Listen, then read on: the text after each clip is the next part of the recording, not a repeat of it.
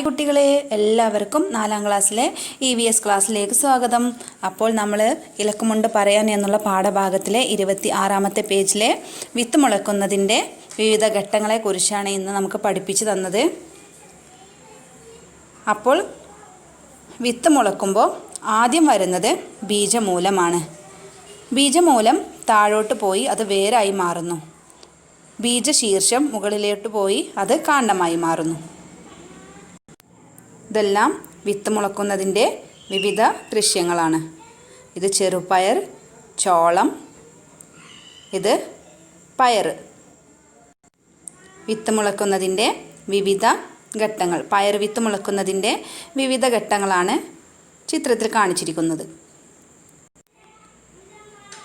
ബീജമൂലമാണ് ആദ്യം വരുന്നത്.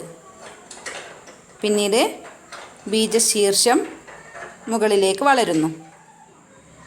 അതുപോലെ ഇന്ന് നമ്മൾ നെൻവിത്തിൻ്റെ ആത്മകഥയെക്കുറിച്ച് പഠിച്ചു. ഉല്ലാസത്തോടെ ജീവിച്ചിരുന്ന ഒരു കൂട്ടം അമ്മമാരിൽ ഒരാളുടെ മകളായിട്ടാണ് ഞാൻ ജനിച്ചത്. അമ്മയുടെ കതിർക്കുലയിൽ ഞങ്ങൾ ധാരാളം പേരുണ്ടായിരുന്നു. ഞങ്ങളിൽ ചിലരെ ചാഴി എന്ന ജീവി ആഹാരമാക്കി. ശേഷിച്ചവർ കരുത്തോടെ വളർന്ന് പാകമായി. സ്വർണ്ണ നിറമാർന്ന ഞങ്ങളെയും ചുമന്ന് നിന്നിരുന്ന അമ്മമാരെ കൃഷിക്കാർ വന്നു കൊയ്തെടുത്ത് മെതിച്ച് വൃത്തിയാക്കി. അവിടെ നിന്നുമാണ് ഞാൻ അരുണിൻ്റെ വീട്ടിലെത്തിയത്. ഞങ്ങളെ ഉണക്കാനിട്ട പായൽ നിന്ന് ഞാൻ തെറിച്ചു മുറ്റത്തിൻ്റെ മൂലയിൽ വീണു. വേനൽമഴ കിട്ടിയതോടെ എന്നിൽ വലിയ മാറ്റങ്ങൾ ഉണ്ടാകാൻ തുടങ്ങി. അപ്പോൾ ഇവിടെ പറഞ്ഞിട്ടുണ്ട് വലിയ മാറ്റങ്ങൾ ഉണ്ടാകാൻ തുടങ്ങിയെന്ന്. അപ്പോൾ നിങ്ങൾക്ക് തന്നിരിക്കുന്ന ഫസ്റ്റ് പ്രവർത്തനം വേനൽമഴ കിട്ടിയപ്പോൾ എന്തൊക്കെ മാറ്റങ്ങളായിരിക്കും നെന്മണിയിൽ ഉണ്ടായിട്ടുണ്ടാവുക എന്നതാണ്. വേനൽമഴ പെയ്തപ്പോൾ മണ്ണിൽ വീണ നെൽവിത്ത് വെള്ളം ലഭിച്ചപ്പോൾ ആദ്യം അത് വീർത്ത് വന്നു. പിന്നീട് അത് മുളക്കാൻ തുടങ്ങി. മുളച്ചു വരുമ്പോൾ ആദ്യം വരുന്ന ഭാഗമാണ് വേര്. അതിനെ പറയുന്ന പേരാണ് ബീജമൂലം. അത് പിന്നീട് വേരായി മാറുന്നു. ഇത് താഴോട്ടാണ് വളരുന്നത്. ബീജമൂലത്തിന് ശേഷം വളരുന്ന ഭാഗമാണ് ബീജശീർഷം. ഇത് മുകളിലോട്ടാണ് വളരുന്നത്. ഇതാണ് പിന്നീട് കാണ്ഡമായി മാറുന്നത്. ബീജമൂലം താഴോട്ടും ബീജശീർഷം മുകളിലോട്ടുമാണ് വളരുന്നത്. അപ്പോൾ കഴിഞ്ഞ ക്ലാസ്സിൽ നമുക്കൊരു പ്രവർത്തനം തന്നിരുന്നു. നിങ്ങളോട് വിത്ത് മുളപ്പിക്കാൻ വേണ്ടി പറഞ്ഞിരുന്നു. നിങ്ങളെല്ലാവരും ചെയ്തോ? ഞാൻ ചെയ്തിട്ടുണ്ട്. അപ്പോൾ അതിൻ്റെ കുറച്ച് ഭാഗങ്ങൾ ഞാൻ കാണിച്ചു തരാം. നമുക്ക് പേജ് നമ്പർ 26 തന്നിട്ടുണ്ട്.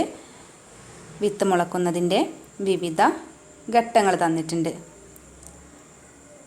ഇത് ഞാൻ നിങ്ങൾക്ക് കാണിച്ചു തരാൻ വേണ്ടിയിട്ട് ചെയ്തതാണ്. നിങ്ങൾ കാണുന്നില്ലേ? ബീജമൂലം താഴോട്ട് വളർന്നിട്ടുണ്ട്.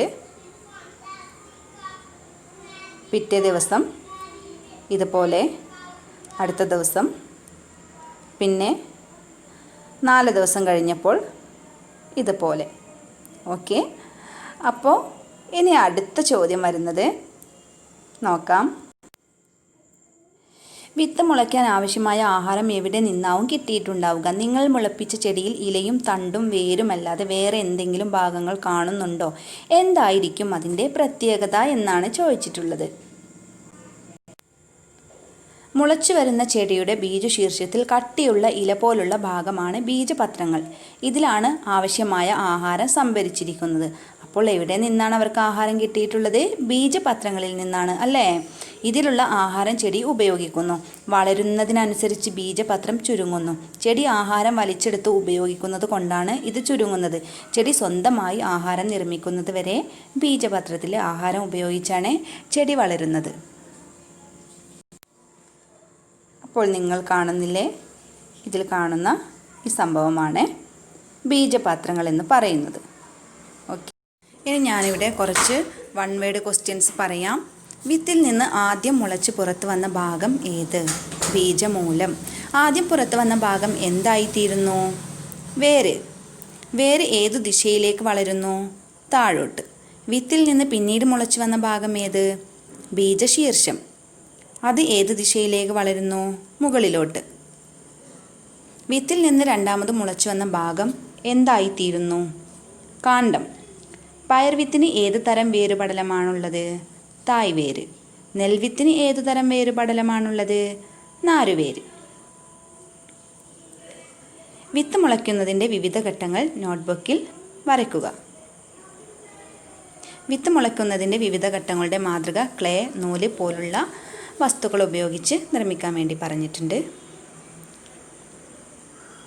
നിങ്ങൾ വിത്ത് മുളപ്പിച്ചപ്പോൾ വെള്ളം മാത്രമല്ലേ ഒഴിച്ചു കൊടുത്തത്? അപ്പോൾ വിത്ത് മുളക്കാൻ ആവശ്യമായ ആഹാരം എവിടെ നിന്നാവും കിട്ടിയിട്ടുണ്ടാവുക? ബീജപത്രം. നിങ്ങൾ മുളപ്പിച്ച ചെടിയിൽ വേരും തണ്ടും ഇലയുമല്ലാതെ വേറെ എന്തെങ്കിലും ഭാഗങ്ങൾ ഉണ്ടോ? ഉണ്ട്, ബീജപത്രം. എന്തായിരിക്കും അതിൻ്റെ പ്രത്യേകത? വിത്തിനുള്ള ചെടിക്കുള്ള ആഹാരം സംഭരിച്ച് വെക്കുന്നത് അതിലാണ്. നിങ്ങൾ കണ്ടെത്തിയ കാര്യങ്ങൾ നോട്ട്ബുക്കിൽ എഴുതാൻ വേണ്ടി പറഞ്ഞിട്ടുണ്ട്. Answer the following question. Which part of seed come first when it germinate? Radical. Does it grow upwards and downwards? In downwards. Which part come out second? Plumule. Does it grows upwards and or downwards? Upwards. Which part develop into root? Radical.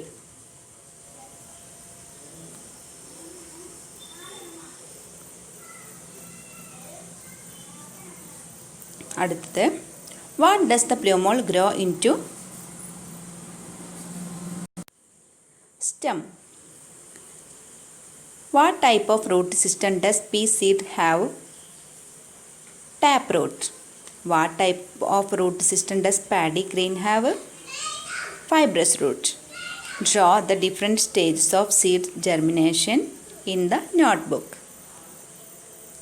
Make a model of the different stages of seed germination using materials like clay, thread, etc. When you germinated the seeds, you just poured water on them. Where did the seeds get the food they needed to germinate? Cotyledons. Are there any parts of your plant other than the roots, stem and leaves? Yes, cotyledons. What is so special about that part? The food required for a seed to germinate is stored in the cotyledons. Okay, ഇനി ഞാൻ English medium കുട്ടികൾക്ക് വേണ്ടിയിട്ടാണ് പറയുന്നത്. Autobiography of a paddy grain. I was born as the daughter of a group of mothers who lived happily. There were many of us on mother's grain stalk. Some of us were eaten by a pest chari. The rest of us grew up strong and ripened. Farmers reaped our mothers, who bore us bright and golden in their hands, threshed and cleaned them. It was from there that I reached Arun's house. When we were laid in the sun on a mat to dry, I was scattered to a corner in the yard. With the summer rain, I started changing all over. Okay, അപ്പോൾ നമുക്ക് ആക്ടിവിറ്റിയിലേക്ക് പോകാം. The part of that comes out first from the seed is called radicle. Okay. First activity. With the summer rain, I started changing all over. What could be the changes that occurred? When paddy seeds fall into the soil, they first swell and then germinate. The first germinating part is the root. We called it as radicle. It grows downwards. After radicle, it grows to plumule. It grows on upwards. After this, it's finally grown to a stem. Radicle grows downwards and plumule grows upwards. Okay, next activity. From where did the radicle and the plumule get food to germinate? Did not you see the radicle and the plumule in the picture? Which is the parts in besides these? What make it special? Okay. Answer. In a germinating plant, the plumule is seen as a leaf-like part. We call this as cotyledon. In this, the food is stored. From this plant take food as the plant use the food to grow. The cotyledon become shrink. This shrinking is caused due to the use of food taken by the plants. The plant grows by taking food from the cotyledon until they produce its own food. Okay, അപ്പോൾ 2 പ്രവർത്തനങ്ങളാണ് തന്നിട്ടുണ്ടായിരുന്നത്. നിങ്ങൾക്ക് എൻ്റെ video യൂസ്ഫുള്ളായി എന്ന് തോന്നുന്നുണ്ടെങ്കിൽ നിങ്ങൾ subscribe ചെയ്യണം, like ചെയ്യണം, share ചെയ്യണം. ഓക്കെ, അടുത്ത ക്ലാസ്സുമായി ഞാൻ വീണ്ടും വരാം. അതുവരേക്കും ബൈ.